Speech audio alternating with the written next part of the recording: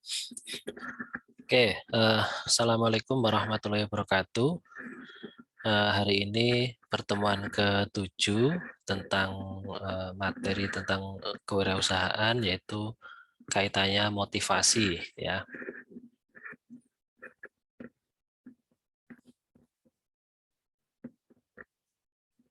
Nah, secara definisi, motivasi ini adalah aktivitas perilaku yang bekerja dalam usaha memenuhi kebutuhan yang diinginkan.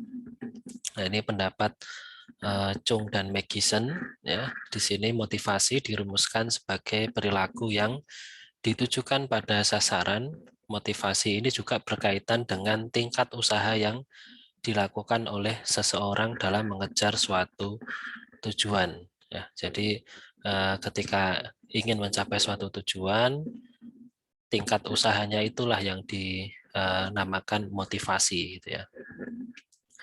Menurut Barrison dan Steiner, ya ini motivasi dapat diartikan sebagai keadaan kejiwaan dan sikap mental manusia yang memberikan energi, mendorong kegiatan dan menggerakkan dan mengarahkan atau menyalurkan perilaku ke arah mencapai kebutuhan yang memberi kepuasan atau mengurangi ketidakseimbangan.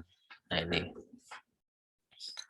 Nah, selanjutnya keberhasilan merupakan sebuah output dari proses yang berkesinambungan dan akumulasi berbagai faktor pendorong, gitu ya. Menurut Basit, ya, ini keberhasilan seseorang tergantung dari berbagai faktor. Faktor yang paling berpengaruh adalah motivasi, sehingga dapat dirumuskan dalam fungsi berikut, ya. Ada P sama dengan F dalam kurung M, A, O, ya.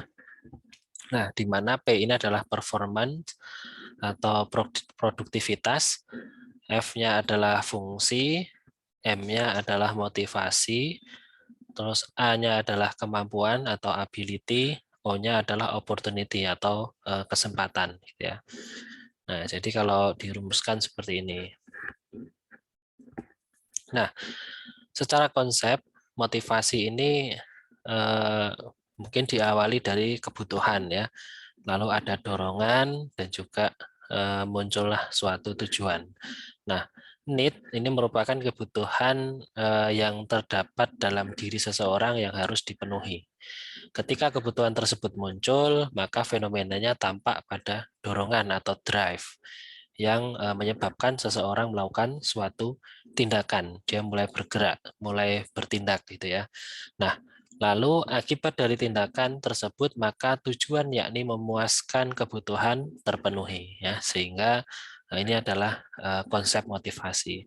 Dari uraian di atas, maka motivasi merupakan upaya individu dalam memenuhi kebutuhannya. Selama kebutuhan tersebut belum terpenuhi, maka dorongan, ya, ini untuk melakukan sesuatu terus dilakukan.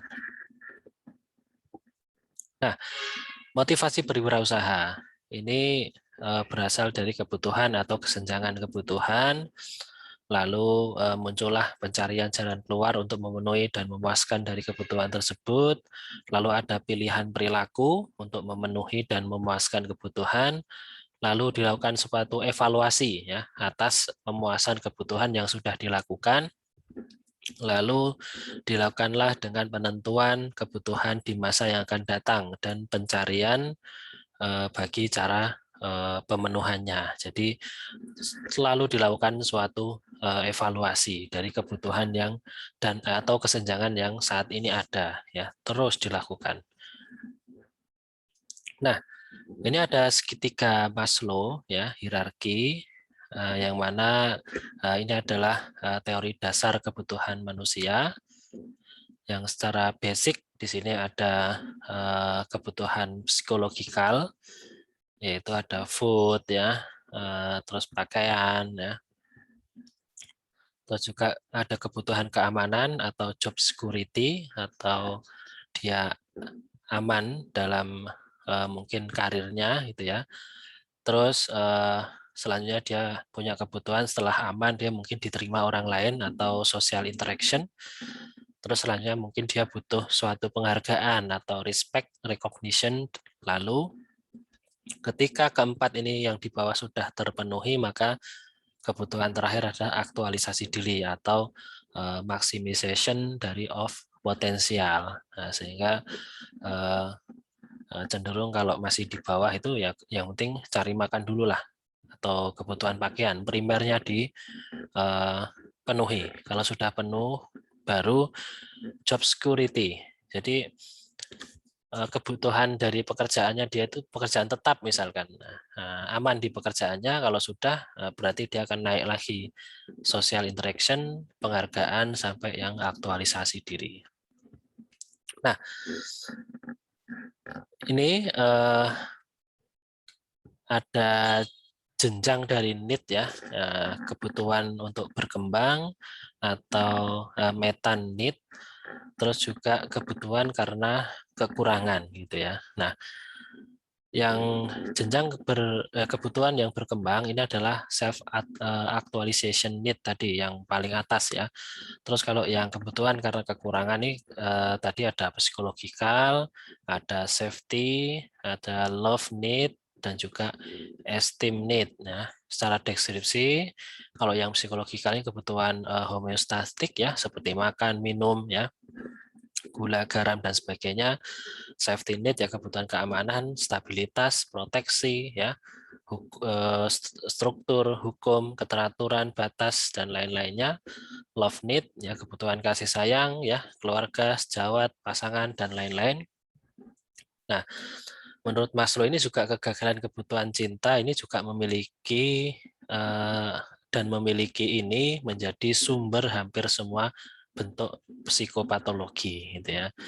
Nah, yang abstain selanjutnya adalah ada dua, ada kebutuhan kekuatan penguasaan, kompetensi, kepercayaan diri dan kemandirian. Terus juga yang kedua ada kebutuhan prestis ya, penghargaan dari orang lain ya, status, ketenaran ya, dominasi menjadi penting, kehormatan dan apresiasi. Yang self aktualisasi need ya tadi kebutuhan orang yang untuk menjadi yang seharusnya sesuai dengan potensinya, atau kebutuhan kreatif ya, realisasi diri, perkembangan self ya. Terus kebutuhan harkat kemanusiaan untuk mencapai tujuan atau terus maju ya, menjadi lebih baik gitu ya. Nah, terus juga ini berkaitan dengan pengetahuan dan pemahaman, termasuk pemakaian kemampuan kognisi ya, secara positif mencari kebahagiaan dan pemenuhan kepuasan alih-alih menghindari rasa sakit. Masing-masing kebutuhan ini berpotensi sama, satu bisa mengganti lainnya. Nah, ini adalah jenjang need tadi ya, psychological, safety, love, self-esteem, dan juga self-actualization.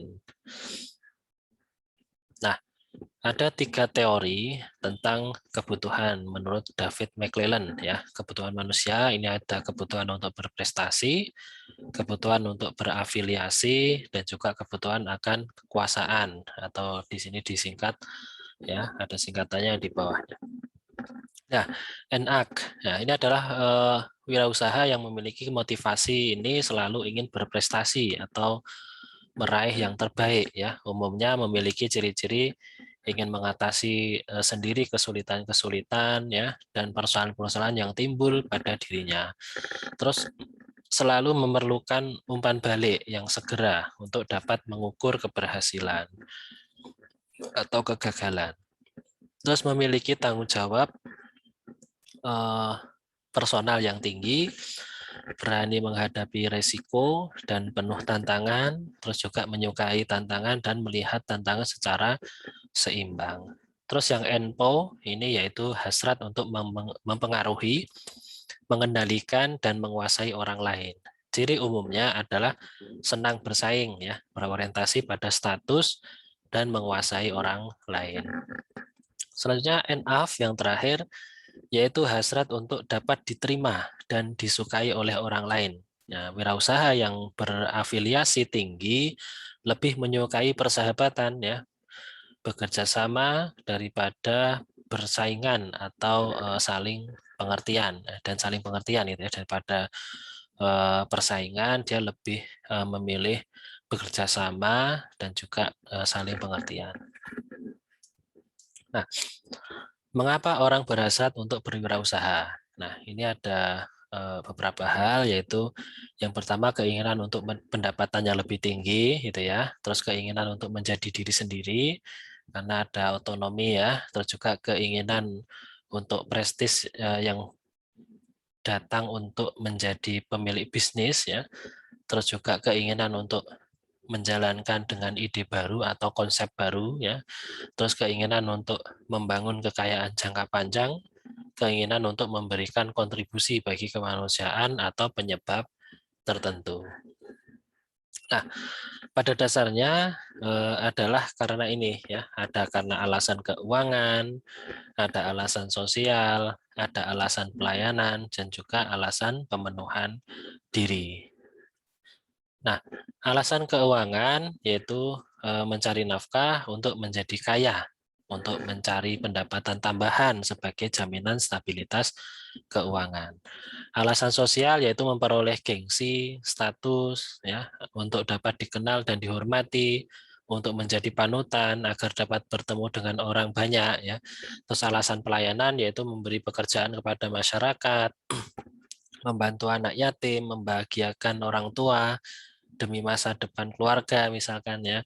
Terus alasan pengunduran diri yaitu menjadi atasan atau mandiri untuk mencapai sesuatu yang diinginkan, untuk menghindari ketergantungan pada orang lain, untuk menjadi produktif dan untuk menggunakan kemampuan pribadi. Ya, ini adalah alasan-alasan berwirausaha. Nah, ini ada model proses kewirausahaan, yaitu ada inovasi ya, kejadian pemicu, implementasi dan pertumbuhan. Yang mana ada beberapa faktor, ada faktor dari internal dan juga ada faktor dari eksternal gitu ya. Nah, contohnya yang dari pribadi, misalkan saat inovasi ya butuh antara misalkan pencapaian locus of control, toleransi ya, pengambilan resiko, pendidikan, pengalaman, juga dipengaruhi oleh peluang atau oleh lingkungan ya. Lingkungan yaitu ada peluang, model peranan, dan aktivitas. Nah, terus untuk yang kejadian pemicu juga dipengaruhi oleh beberapa hal. Dari pribadi tadi, misalkan ya, terus juga ada pengambilan resiko, terus ketidakpuasan, mungkin dia usianya ya, terus juga komitmen. Ada juga lingkungan yang mempengaruhi, yaitu ada kompetensi, sumber daya, ya, kebijakan pemerintah dan inkubator ini. Terus misalkan diimplementasi ya, butuh juga nih ada jaringan, kelompok, orang tua, keluarga, model peranan yang sangat mendukung ya. Atau juga dari pribadi wirausahawan juga sebagai pemimpin, manajer, komitmen dan visinya juga jelas gitu ya. Nah, sehingga implementasinya jauh lebih baik. Terus juga pertumbuhan. Ini juga didukung oleh organisasi ya, kelompok, strategi, struktur, budaya dan juga produk yang dia jual ya. Terus juga lingkungan ya berpengaruh, misalkan ada pesaing ya, pelanggan, pemasok dan investor atau bankir yang sangat mungkin mendukung ketika dia ingin mengembangkan suatu usaha. Nah, ada proses kewirausahaan diwali oleh inovasi ya. Nah, inovasi dipengaruhi oleh faktor internal dan juga faktor eksternal atau lingkungan. Nah, faktor internal ini seperti locus of control, toleransi, nilai-nilai pendidikan, dan pengalaman. Nah, faktor eksternal atau lingkungan seperti model peran, aktivitas, peluang, organisasi, dan keluarga. Nah, ini adalah strategi menciptakan inovasi ya. Yang jelas dia harus menciptakan manfaat, meningkatkan nilai inovasi, beradaptasi dengan lingkungan sosial ekonomi pelanggan, menyajikan apa yang dianggap bernilai dari pelanggan, konsep 3M ya, mulai dari yang kecil, mulai dari diri sendiri, dan juga mulai saat ini juga. Nah, ini ada teori-teori proses terbentuknya wirausaha, yaitu ada teori life path change, ada teori goal directed behavior, ada teori decision making, teori outcome ekspektansi ya. Nah, untuk teori life path change ya ini tidak semua wirausaha ini lahir dan berkembang menjadi jalur yang sistematis dan terencana gitu ya. Nah, ada kalanya dia disebabkan oleh 3 hal, ada negative displacement, terus ada being between thing ya, terus juga having positive pull. Nah, negatif displacement ini berarti seseorang yang bisa saja menjadi wirausaha ini gara-gara mungkin karena dipecat dari tempat bekerja ya, atau PHK, tertekan, terhina, atau mengalami kebosanan selama bekerja, atau terpaksa pindah dari daerah asal ya, atau bisa juga karena sudah memasuki usia pensiun atau yang lainnya. Nah, banyak hambatan yang mungkin dialami ya. Nah, ini. Terus juga kalau being between thing ya. Nah, orang-orang yang baru keluar dari ketentaan atau sekolah atau penjara ya, terus juga kadangkala merasa seperti memasuki dunia baru yang belum mereka mengerti dan kuasai ya. Keadaan ini membuat mereka seakan berada di tengah-tengah dari dua dunia yang berbeda gitu ya. Nah, namun mereka tetap harus berjuang menjadi atau menjaga kelangsungan hidupnya. Nah, disinilah biasanya pilihan menjadi wirausaha ini muncul karena dengan menjadi wirausaha mereka bekerja dengan mengandalkan diri sendiri atau having positive pull ya. Terdapat juga orang-orang yang mendapat dukungan ya membuka usaha dari mitra kerja, investor, pelanggan atau mentor. Nah, dukungan ini memudahkan mereka dalam mengantisipasi peluang usaha. Selain itu juga menciptakan rasa aman dari resiko usaha. Seorang mantan manajer di sebuah perusahaan otomotif ini misalnya ya yang memutuskan untuk masuk ke bisnis suku cadang otomotif misalkan dengan bahan baku, bahan bekas seperti stopper backdoor atau engineer mounting ya atau muffler mounting ya. Perusahaan otomotif tersebut memberi dukungan dengan menampung produk mantan manajernya tersebut gitu ya. Nah, teori goal directed behavior. Nah, ini seseorang menjadi wirausaha karena termotivasi untuk mencapai tujuan tertentu. Nah, keputusan menjadi wirausaha ini diambil dengan tujuan memecahkan masalah kekurangan yang dia miliki. Nah, masalah kekurangan ini diidentifikasi dengan adanya harapan sebagai pemecahan. Teori pengambilan keputusan ini sebelum pengambil keputusan untuk berwirausaha seseorang memiliki berbagai macam pertimbangan-pertimbangan. Ya, terus juga pengambilan keputusan tidak mudah, bahkan menimbulkan konflik antara dirinya sendiri bahkan dengan orang lain. Nah, ini menurut Moore ya, pengambilan keputusan adalah perpaduan antara kegiatan berpikir, memilih dan bertindak. Sedangkan Kremen mengatakan pengambilan keputusan dapat mengarahkan perilaku tindakan seseorang dalam mencapai tujuannya. Faktor-faktor yang mempengaruhi dari proses pengambilan keputusan adalah berasal dari situasi lingkungan keputusan itu sendiri. Ya. Faktor-faktor yang berasal dari dalam diri si pengambil keputusan itu sendiri. Jadi ada dua. Yang pertama berasal dari situasi lingkungan keputusan itu sendiri.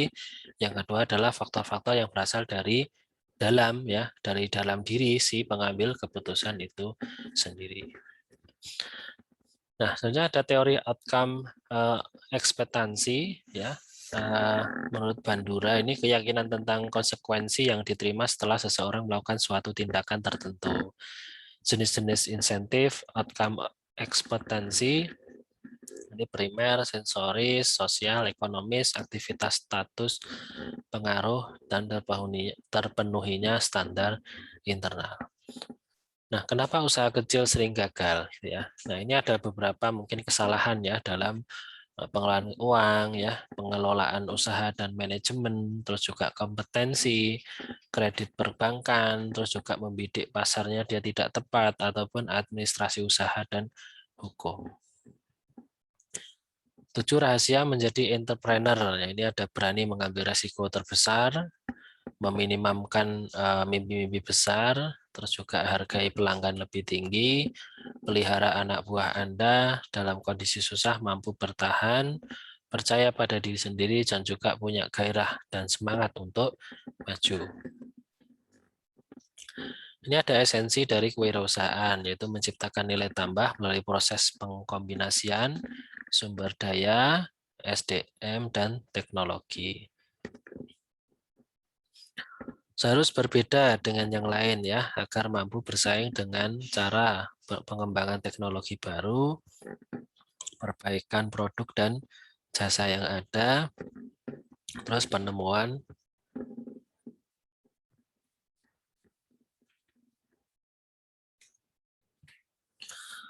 Oke, ini ada esensi dari kewirausahaan, yaitu menciptakan nilai tambah melalui proses pengkombinasian ya sumber daya alam, sumber daya manusia, dan juga teknologi. Harus berbeda dengan yang lain, agar mampu bersaing dengan cara pengembangan teknologi baru, perbaikan produk dan jasa yang ada, terus juga penemuan produk baru dan cara-cara baru.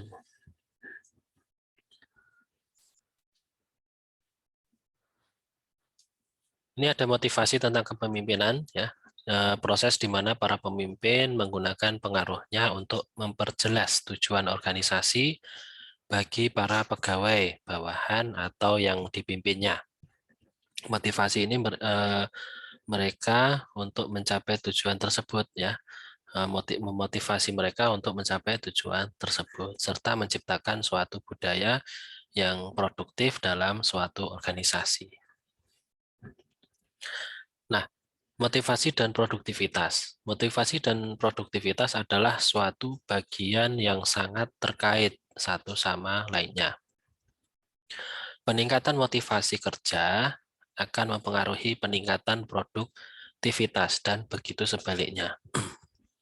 Kohler dalam Dictionary for Accountant, produktivitas didefinisikan sebagai hasil yang didapat dari proses produksi dengan menggunakan satu atau lebih faktor produksi. Faustino Cardoso Gomez, ya, ini banyak penelitian yang memperlihatkan bahwa produktivitas sangat dipengaruhi oleh faktor. Yang pertama ada knowledge, ya, pengetahuan, skill atau kemampuan, abilities atau kemampuan, attitude, sikap, ya, behavior atau tingkah laku. Ukuran yang biasa digunakan untuk mengukur hasil atau output dari produktivitasnya dengan menggunakan dua pendekatan, ya, yaitu satu pendekatan dalam bentuk produk.